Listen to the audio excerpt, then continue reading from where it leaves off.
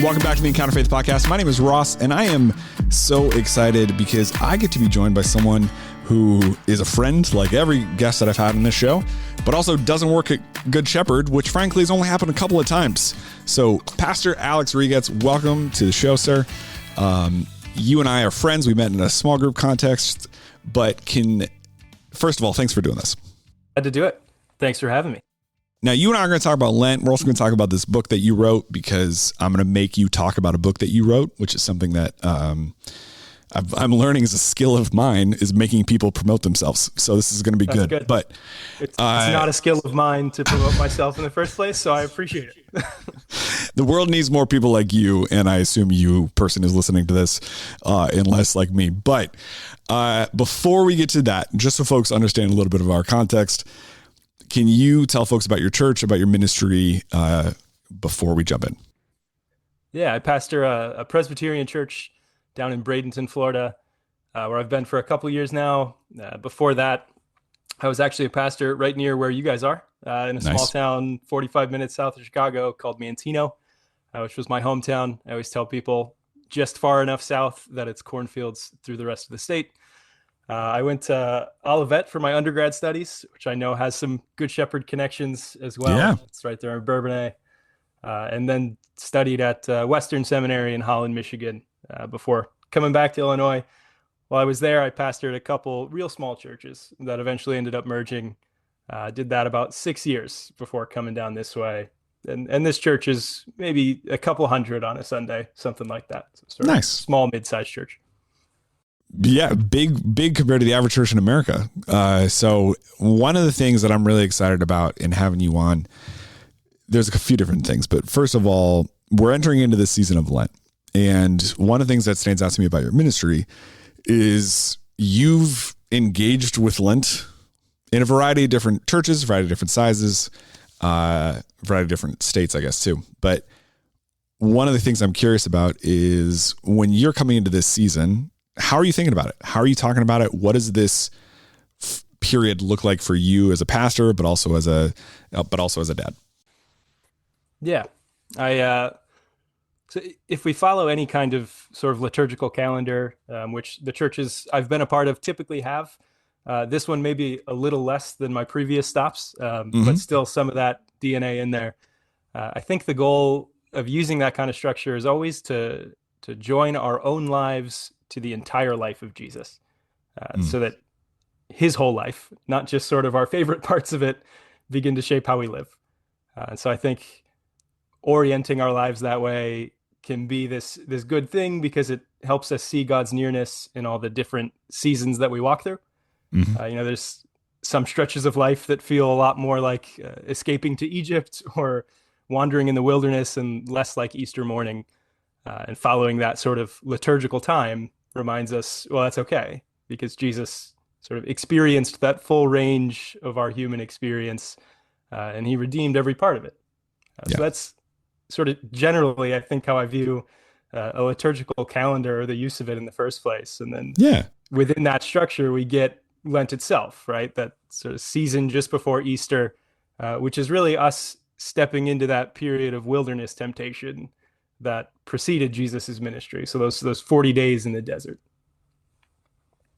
I'm really glad you started there, because one of the things that's true for our context, a lot of folks are listening to this, go to Good Shepherd.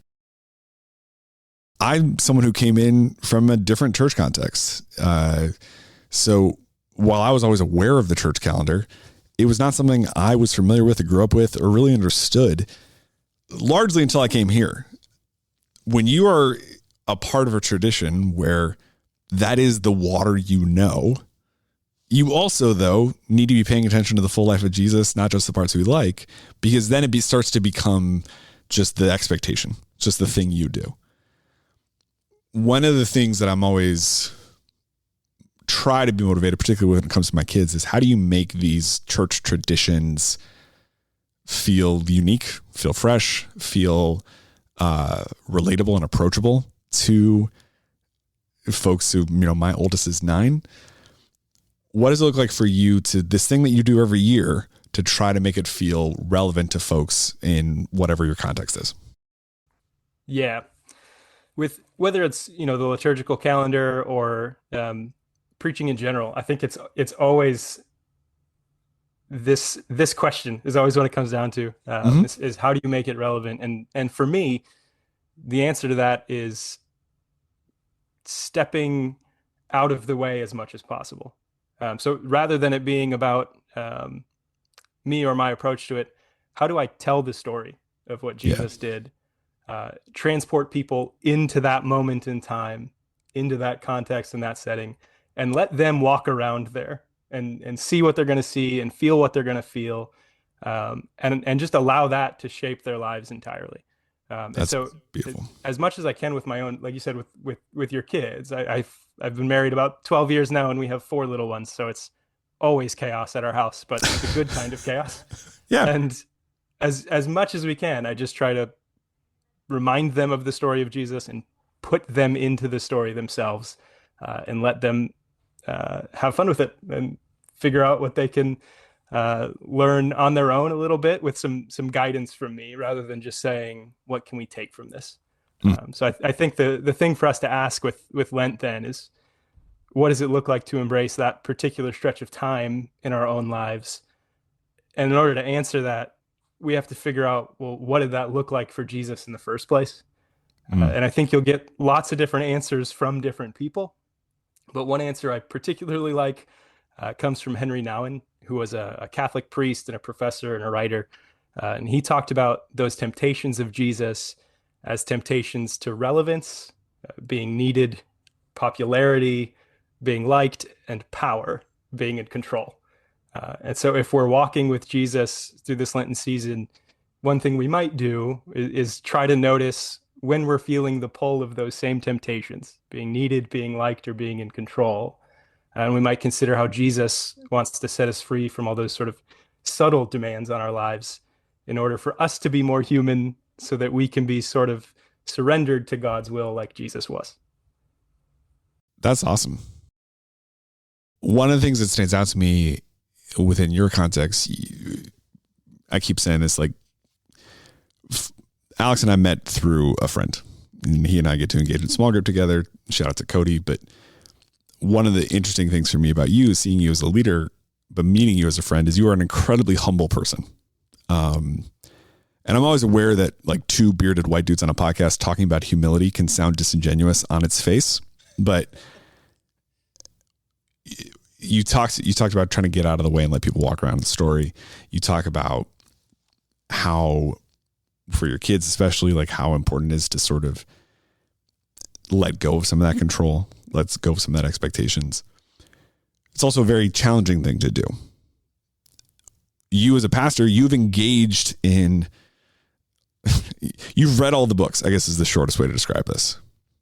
But then you have to live out this existence with people who, 4 little imperfect beings who also happen to walk around with lots of your personal imperfections. I'm curious how you wrestle with that tension of sort of knowing that you're supposed to let go of the control, but actually having to go through that as a person who I like very much, but is not actually a perfect pastor. Yeah. I mean, that's always the struggle. I think, whether it's parenting or taking care of aging parents or anything else in life, that surrender of control, I think so much of the Christian life boils down to that. Can we, at the end of the day, open up our hands and say, your will be done? And I think Lent can be an opportunity for us to do that more and more. There's different ways we approach this season as a whole, but I think the goal isn't to prove that we're like super Christians. The goal is to join our lives to Christ's and sort of allow his love and his time of trial to shape us. And so, you get some of these common practices that are about letting go. People give something up for Lent. And I think that can be helpful, especially if we allow those moments when we find ourselves missing that thing we've given up to lead us back into prayer.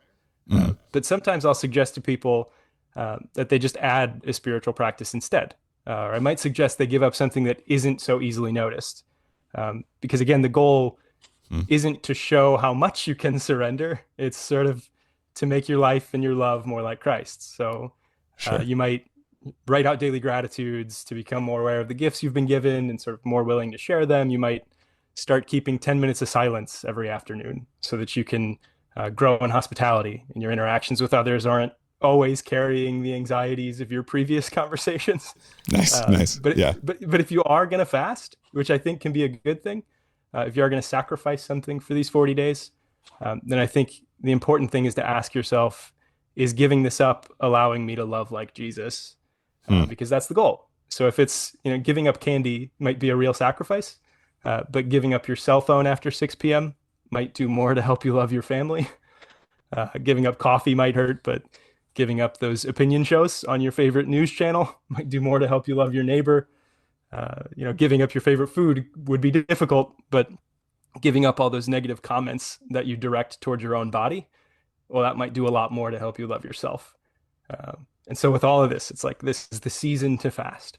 But I always try and tell people, be careful what you choose to surrender, because in the end, what really matters isn't the sacrifice itself, but the love that ends up flowing from it. I think if we can focus on that, then we can embrace Lent as sort of a gift rather than some obligation that we have to take part in. Man. We all can treat Lent like an obligation. That is the thing that happens. And what I love about how you're describing this is it is a reminder of how this is a tool that we as a church can recognize.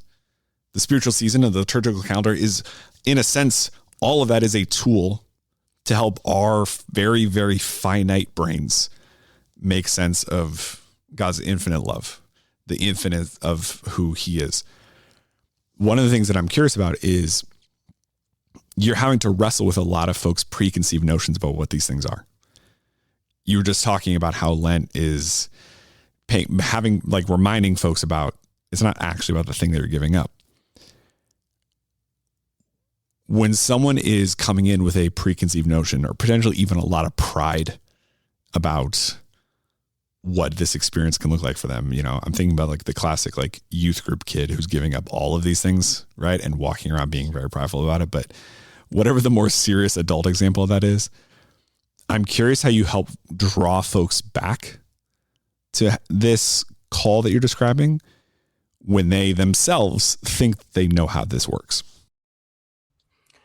Yeah, I think you keep trying to present it as that invitation versus obligation. And to some extent, you allow people to figure it out in their own time. Nice. I don't know, at the end of the day, so long as we're doing these things for ourselves, there's a Dorothy Day quote that I'm probably going to butcher right now, but it's something along the lines of, to grow in grace, you only need to love. You only need to worry about your things to do. The only thing you can do about other people is to love them. And so for me, that's where I land on a lot of those sorts of questions. Is how can I walk alongside people, and in those moments where you have their ear, point out, hey, did you notice Jesus is doing this in your life right now? Did you see that invitation he gave you to try this instead? Sort of gently steer people in ways that may be helpful for them, without trying to completely overwhelm the way they think about these things or completely change the way they think about them overnight. Because I think people rarely need that. And I think Jesus occasionally, flipped tables, but a lot of times he walked with people for an extended time and gave them a lot of grace as they figured it out. Yeah, that's such a helpful comparison, because we often try to approach these seasons, those of us who've been following Jesus for a while, with this is a terrible turn of phrase, but with a flip the table mentality. That it's like, this is what I look like not in Lent, and this is what I look like in Lent, and therefore this is what everyone else should look like in Lent. And I don't want to take away from the mystery of it, but you've done a really helpful thing of connecting Lent back to some of these consistent themes we see all year round, and ultimately callings of our faith generally, to live more like Jesus, to love more like Jesus. That is what we are supposed to be about as believers. the last thing I want to ask you about related to Lent is, this is one of those opportunities that exists culturally still. There's a general sense, it's not, for a lot of folks who are not in the church, it's not as prominent as Christmas, but for some folks, Easter is their thing. I'm curious about how you with the folks in your church, or just you in different contexts, or just you as an individual pastor, think about drawing people in during a moment like this with the kind of gentleness that you're describing, of not like rushing people through it, without compromising and trying to sort of lead with the Easter bunny and then surprise them with the resurrection. Like, what does it look like to find that balance for you? Yeah. When it comes to Easter, that's always a tough one for pastors, because the story has been told and you're just going to tell it again, right? Because that's what it calls for. 100%. And so I think we can sort of steer a little too much almost to say, let's make this more palatable for people. Let's make this story a little less weird, since there will be people who don't have the background. And I almost go in the opposite direction and just say, let's allow the resurrection story to be as weird as it is. And in my experience anyway, the people that are coming want that. Or they need that, whether or not they want it, if they happen to be dragged in by family or whatever. But they're there hoping to hear something that shakes their foundation at least a little bit. So you don't need to tiptoe around it. It can be, this is a celebration of something foundational to our faith, and a celebration that you are welcome to take part in, no matter where you're at on that journey. But I don't think we need to worry too much about making sure it's all understandable right on the front end. It's sort of like if you jump into a movie or a TV show, my wife is really bad at keeping the same timeline as me when we watch shows together, right? And so she'll end up 6 episodes ahead of me somehow. Sure. If I catch her watching a show that I haven't seen yet, if it's good enough, I don't have to know all the details to say that's interesting, and I'm going to go back and start at the beginning. I think with Easter, it's a little like that, to say, wow, if the story is good enough, and it is, because it is the good story for all of us, right? Yeah. If the story is good enough, people can jump in at any point, and as long as you're telling it well, there should be something there that grabs them, so that they say, maybe I should start at the beginning.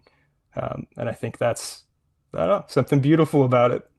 But yeah, that's a really helpful way of looking at it, because it's an old joke, but the idea of being, for someone who's a creaster, they're here on Christmas and Easter, the story they hear is the baby was born and then we killed the baby, and that's a really weird way to interact with the faith.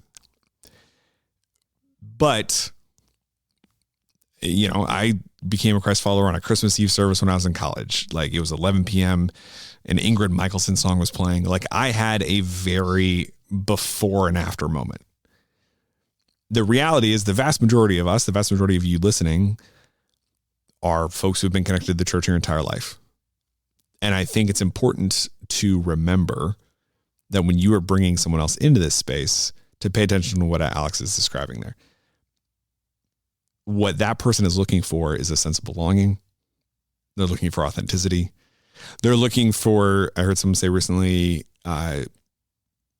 Gen Z specifically needs to see that not only is that the church is true, but that the church is good. Yes. And that is what Easter allows us to do. I also think it's what is really helpful about books like what you wrote. So I want to make sure we touch on this a little bit, because it's something that's been on my nightstand for a while. And if I've benefited from it, I get to share it on a podcast. And if you don't like that, get your own show. Let's start. Just tell people a little bit about the book. It is linked to wherever you're listening to this in the show notes. If you don't know what show notes are, just Google however you're hearing the sound of Alex and I talking and the word show notes, and they'll walk you through it. But Can you tell people a little bit about the book? Yeah, so it's called "Abandon the Orderly House," which is a play on a Mary Oliver poem that I love. Uh, but the subtitle is "Good News for Skeptics and Burned Out Believers." Um, and really, the more I think about it, I'd like to change that subtitle to say "Skeptics and Stubborn Believers," There you go. because I sort of think that's what I would call myself. Of all the disciples, I've always found Thomas to be the most relatable. And there's this line from Thomas, not sort of in the famous scene where he's doubting, but later on, or earlier actually, in John's Gospel, where Jesus wants to go back to Jerusalem, and everyone knows that bad things are waiting there, Hmm. and so none of the other disciples want to go with him. And Thomas looks at all the others and he says, "Let's go to and die with Jesus." And I love that because he sort of can't believe everything is going to be okay, but he's also stubbornly sure that Jesus is worth following. Mm, And I've always related to that feeling. I may not be that's the good, most bro. optimistic pastor you're going to find, but I know Jesus is worth everything I have to give. Hmm. And so the book is a collection of sermons from this first decade of ministry that I've had, and I think the kind of person who relates to that tension will really resonate to the book. Others can enjoy it too, but I think those people might find a particular kind of grace in these pages that they really Yeah, need to hear, or at least that was certainly my hope when I put it together. that's well said, man. One of the things that stood out to me, I love the idea of skeptics, burnt out believers, stubborn believers, however you want to slice that, wherever you fall on that spectrum, dear listener. Because what I think a lot of people don't pay attention to is that those folks are looking for the same thing. What that stubborn Christian is looking for is the reminder that Jesus is worth it. And what that skeptic is looking for is that knowledge that Jesus is worth it, a way to sort of definitively declare it. And one of the things that stands out in the writings, like you said, it's a collection of past sermons for you, is that is such a focus of your ministry, so much of a focus of how you communicate, is making sure people understand that Jesus is worth it. I would be remiss if we didn't pull out one of the stories from the book. I'm curious if you can tell people the tornado story, because one, I just think it's a great story, but I think it's a helpful way, or actually I'm going to say this a different way. One of the things that stands out to me as a communicator, and I'm sure for folks who have listened to this, you have a way of making things feel really approachable, making things feel really accessible.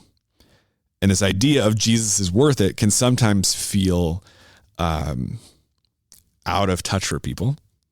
And yet when you read the book or you pay attention to any length of whatever of Alex's ministry, you do a great job, man, of making that feel accessible to folks.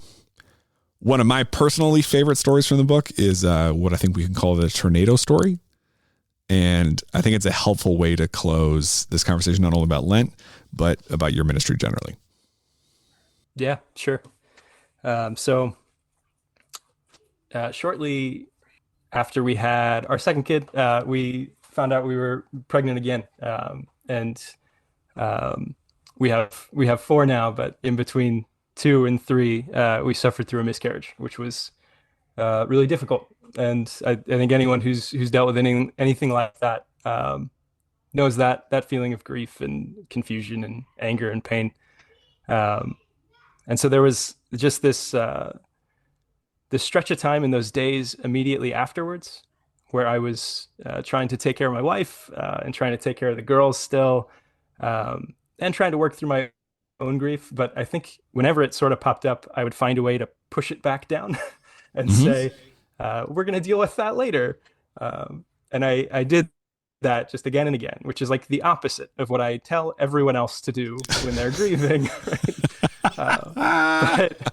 But at some point in that process, my sister came over and took the girls and sat with my wife. And she said, "Why don't you get out of the house and just go for a walk?" And so I did.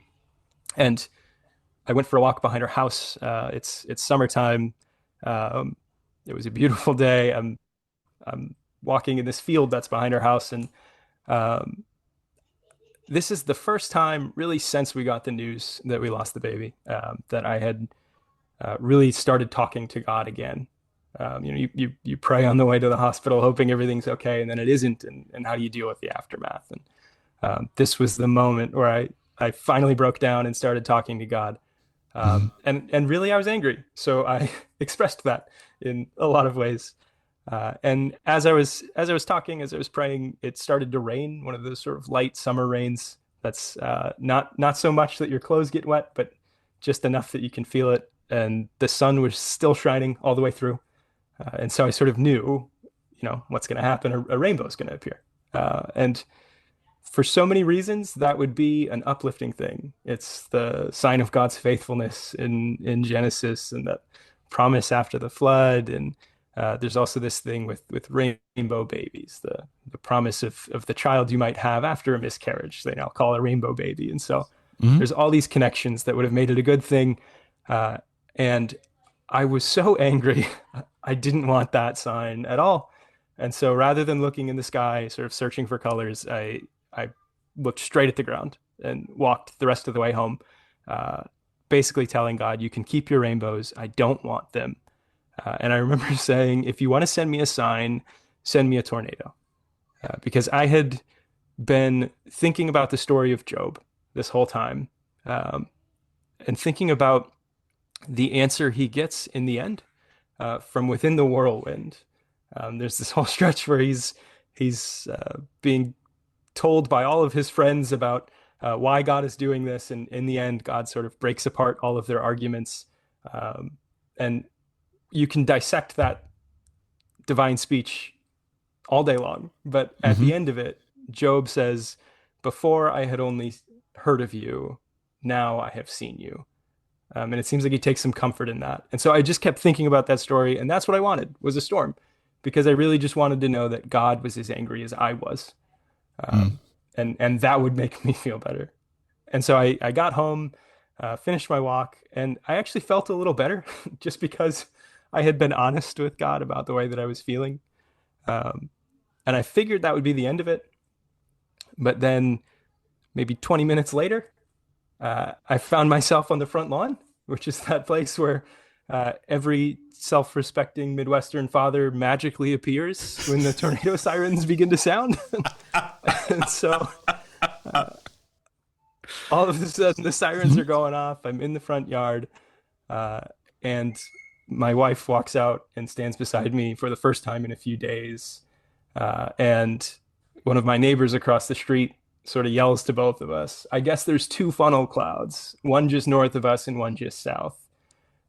And so I asked for God for a tornado, and he gave me two. And I knew that God was still with me. And that's what I needed in that moment. Of course, I started laughing at just the absurdity of it all. And Amanda thought I had a mental break on the front lawn, and I had to explain to her the story now. And she sort of told me, well, that's great and all, but how about you apologize to God right now so that we don't get a tornado? She's not a big fan of this. But we both sort of knew that we weren't alone in our grief. And yeah, that's the kind of thing that I hope this book offers people all throughout. They're stories that I hope are good news for everybody, no matter what phase of life you're in, no matter what grief you might be carrying. I'm sort of always aware whenever I preach of how many people are walking into the building carrying these different burdens from different parts of life. And I'm always afraid to break an already bruised reed, right? And that's my hope with all of these, is that they're good news from top to bottom that people can hold on to in those moments where they really need it. Thank you for listening to the Encounter Faith podcast. This podcast is a service of G. Shep Productions from Good Shepherd Lutheran Church in Naperville, Illinois. All rights reserved. If you're in the area, we'd love to meet you on a Sunday morning at our 9 a.m. or 10:45 services. At Good Shepherd, we are inviting everyone to walk together in the calling of Christ for a life of eternal impact. This podcast is produced and hosted by me, Ross Cochran, and our theme song is Wake the Earth by 1111 Worship. Thank you for listening. We'll talk again soon.